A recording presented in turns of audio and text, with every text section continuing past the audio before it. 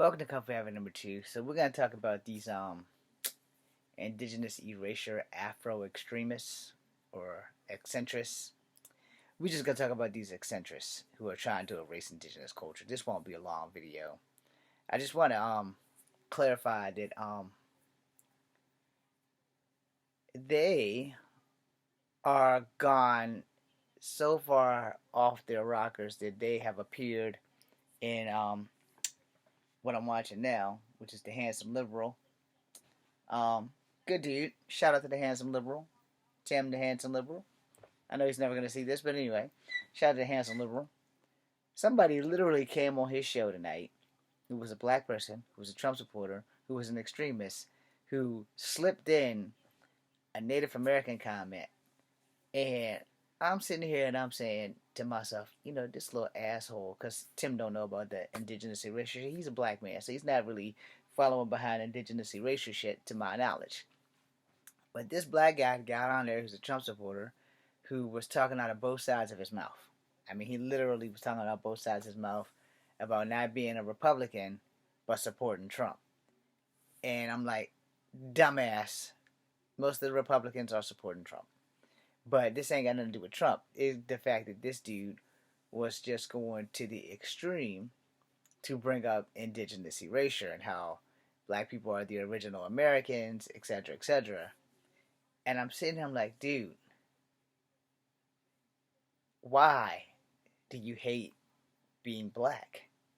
Why? I'm part black. I'm not ashamed to be black. I am ashamed of certain black people's actions when they do exceptionally stupid fucking shit. Like the smash and grabs, making it all look bad. Making any race of people look bad is bad. Alright? Now, for some people, that's normal. But for black people, it's worse because when somebody black does something, everybody black feels it. In fact, you ain't even got to be black. If you are brown and black passing, now you might not be black, like biologically, you might not be black. You just black presenting. You may have so little minute African DNA to you that you might only look black in the face. You might be a little darker than me, but you could probably still have hair like mine. You can probably be like of a colored diaspora, but not be like African American. And I mean, this shit is fucking disturbing. I'm part native. I'm part black. I'm part white. I don't throw away my heritages, you know. Will I ever be white? All of y'all can look at me in the comments and put the big FNO in the comments and say, hell no, you're never going to be white. Look at you. You might be high yellow, but you will never pass as white. And I won't. Now you say, you can be a black man or a native man. I am all three, but I know off of face value, no one's going to look at me and say, you're a white man. Now, will somebody look at me and say, yeah, you're a black man? Yeah, they will. Will they look at me and say, yeah, you're a native man? Yeah, they will. I spent 3 years hearing one guy call me chief for 3 years straight. So trust me when I tell you, it just depends on who that person sees on that day. And if they see the same face that I see before you, then it's going to be a shit show of, are you exposed to people who are mixed? If you're not exposed to people who are mixed, if you don't know what a mixed person looks like, offhand when you first see me, you wouldn't know if I was black or if I was native.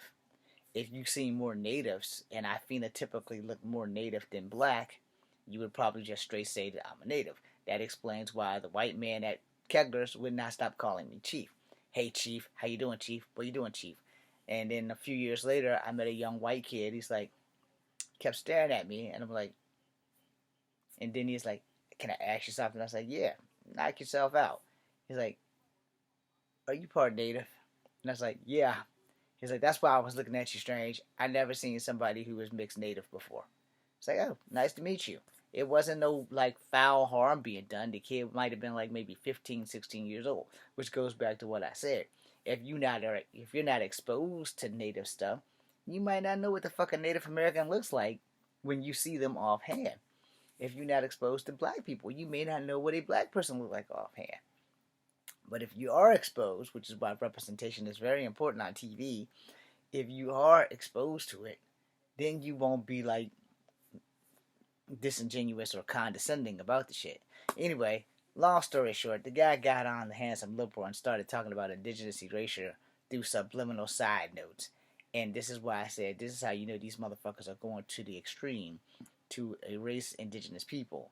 And yeah, he was doing things with about Trump or whatever, but he was trying to slide in there. Black people were the original people of America versus Native Americans, which is some shit that really needs to stop. And there are a band of black people that are going after that little tiny band of black people who keep preaching this indigenous erasure shit.